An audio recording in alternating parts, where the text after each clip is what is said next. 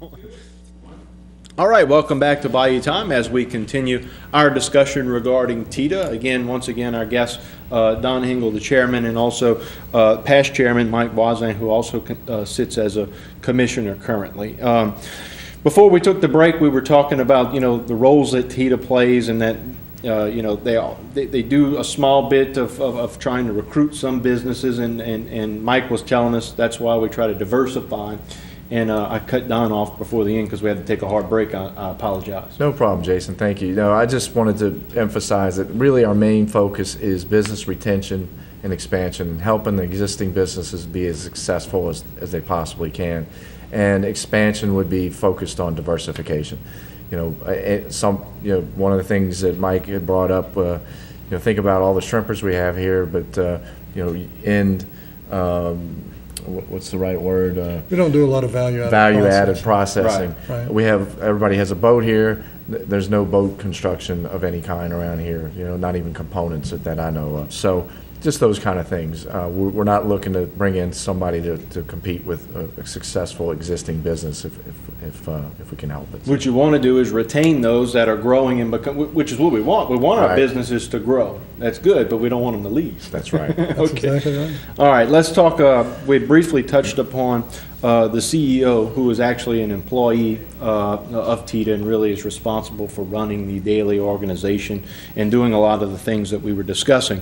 For a while, TEDA has not had a CEO, but recently, it's my understanding y'all have reached an agreement to hire a new CEO. But and Don, I'll let you elaborate on that. Sure.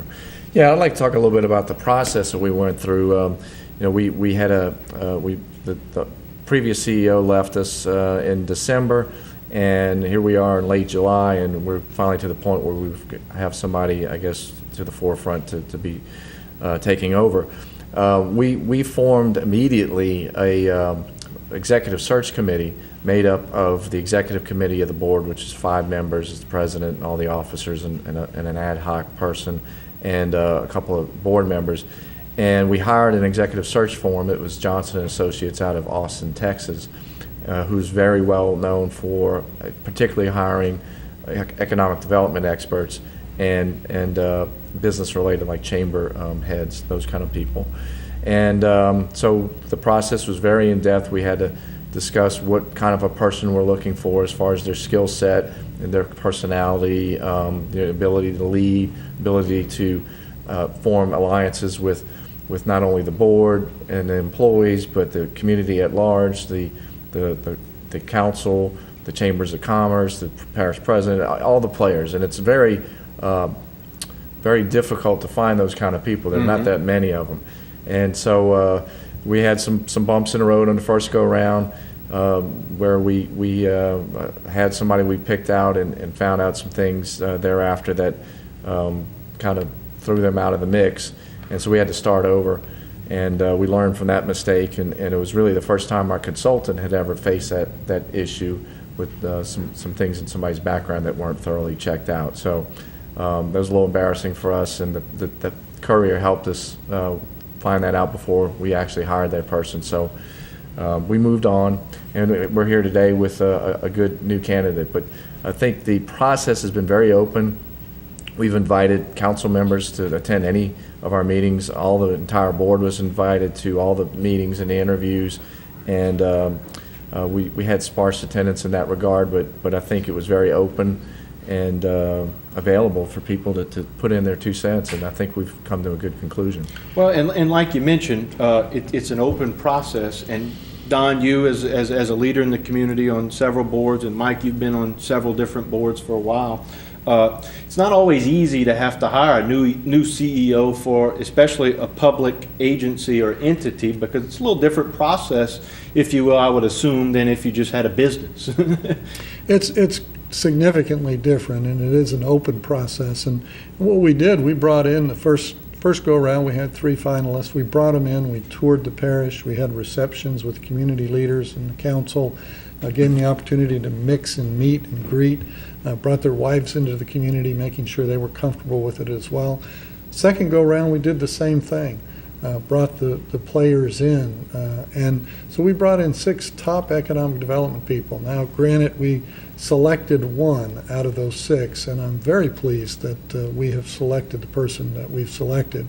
I think, got a little red in the face related to our first go-round, but I'm thankful that the media helped us in that process. Had they not found a few things out, down the road, had we hired the individual, it would have been more embarrassing 6 months or a year from now. So I'm thankful to them for finding out some of the things they did. Some of it got a little misrepresented in the media, and we were a little concerned about that. But the bottom line is we're moving forward. We've got a candidate we're going to present to the council next Wednesday, and we look forward to their approval of this candidate. And Don, I assume you'll introduce him on this program. I hope so. Very good. And Not in person, but Yeah. right, and is that that has been made public, Yes. the candidate, and as you guys had showed me some letters, actually he's coming, you've received some letters from, international, congratulating you Right. on your selection, one from Iceland, different mayors and things of that sort. And Don, why don't you elaborate a little more on who he is? And Sure. His name's Steve Vassallo, and he's a native of, he's been living in Mississippi for many years, Oxford, Mississippi. Bounced around due to different jobs in economic development, but he holds both major certifications in economic development, and these are things that you have to go to school for many years for, and you have to do continuing education. For somebody to have both is pretty serious. He's got over 25 years of experience in the field. Comes highly recommended from those folks. We've got the Consul General of Iceland, the Consul General of Norway. But more importantly, we've got a lot of local folks. The former economic development head of the state, I'm going blank on his name. Michael Olivier. Michael Olivier is very high on Steve. He's done work for Central Louisiana, which is a city outside of in East Baton Rouge Parish, and the mayor of that city is very pleased with his work. He's multi-talented in that he's done almost everything you can possibly do in economic development. And he's been around a long time, and we're really excited that he's going to be coming on board. One of the things that some of the people that we talked to during the process told us was they didn't know if he slept. They think he stays awake 24 hours a day and works at these things.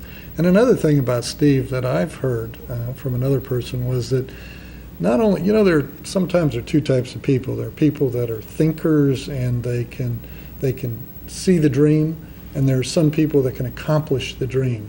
And what people have told me about Steve is he can see it and he can get the job done. He can do both of those things. Maybe that's because he never sleeps. But I'm excited that he'll be on board. We look forward to the council's approval of him as our CEO. That's part of our contract with the council, is that we present him to them. We've been talking to the council members, encouraging them to look at his resume, sending them copies of the letters that we've just given to you, so that they can see that we have gone through a good process, a pretty big speed bump in the process early on, but pretty much not to our we really didn't have a whole lot to do with that. We actually thought that the search firm was actually doing some background checks. They never had to do that, and we're glad that it was done for us, and now we're moving forward. well, a lot of times background checks are done once you decide to make the hire on That's someone. right. And I can certainly see why that would be the case. And I only say that because I know we oftentimes, at the DA's office, you have businesses call and say, we decided to hire this person, can you run a rap sheet? And we have to say, we can't, but you can call the sheriff. With that, let's continue on the importance of hiring a good CEO, because again, you have to run the daily operations, That's right. If you will. Yeah, the CEO is very important. As I said earlier, the board sets the vision for where they want the economic development agency to go. And the board's made up of all kind of members of the community, all appointed by the parish council, either from the business community or the parish government. But that's the vision. We consolidate that vision. Everybody has an opinion. We coalesce that into a plan. And the CEO's job is to implement that plan. And so we hire the CEO. the CEO hires and runs the day-to-day operations of the office. And so we're dependent on that person to set up how the office is designed, what are the job functions of everybody, how to divide that up, and then to make sure it's implemented, our vision, and to answer to the board and work closely with the board and the chairman in particular and the committees to move it forward. Okay, so they're going to help set forth the office policies, if you will, that they may have in dealing with the everyday employment issues that any business might have to deal with. And is there anything from a board standpoint now, as we look into the future with TEDA, that you would like to see happen in the future, or are you waiting to see, maybe some new ideas the CEO might bring to the table? If I could back up to the CEO for just Sure. a second, Jason, the CEO is a little bit like I see Sean Payton and Mickey Loomis. And they also get out there and get behind the ball occasionally. They are on the sidelines, but they're getting the job done. And at times they become Drew Brees or Peyton Manning. They carry the ball for us, or they pass the ball. They run the show, and they get the job done. And I think that's the kind of CEO that we'll be presenting to the council next week. Okay, very good. And then ultimately, everyday decisions need to be made by you guys, the volunteers on the board, because of it being a public Well, agency. we set the policies and the directions through a strategic plan, as Don indicated, and then they carry it out. And they have certain levels of authority. When it goes beyond that, they have to come back to the board for us to approve a setting of a direction that they may have. But beyond that, we don't tie them down every day. They have a pretty broad and clear direction. They go after it, and if they don't, then we'll suggest that they do, and then we'll move forward. Very good. We're about out of time, but the ratification, if you will, is coming up at the next parish council meeting? Correct, next Wednesday night, I believe. Okay, so we look forward to seeing if that moves things forward, and we thank you guys for being open and kind of reintroducing yourselves to the public. And I know a lot of people know what TEDA does as a board, but we appreciate you being on the show tonight. Well, thank you very much for Thank you. allowing us. And I'd like to add, if anyone would like to know more about TEDA, please contact the TEDA office. It's in the phone book, and they can put whoever in contact with me if they'd like to speak with me, and I'd be glad to answer any questions. All right. Again, thank you all for your time tonight, and also for volunteering your time as well, sitting as board members. Thank you Thank very you. much. All right, with that, we'll take another break here on Bayou Time, and when we return, we'll have Miss Anna Roberts. She's the Executive Director of the South Louisiana Center for the Arts, and we have an upcoming production, Alice in Wonderland, and we'll have several students here on Bayou Time, and they'll do a little performance for you tonight. So a special segment coming up for you right here next on Bayou Time.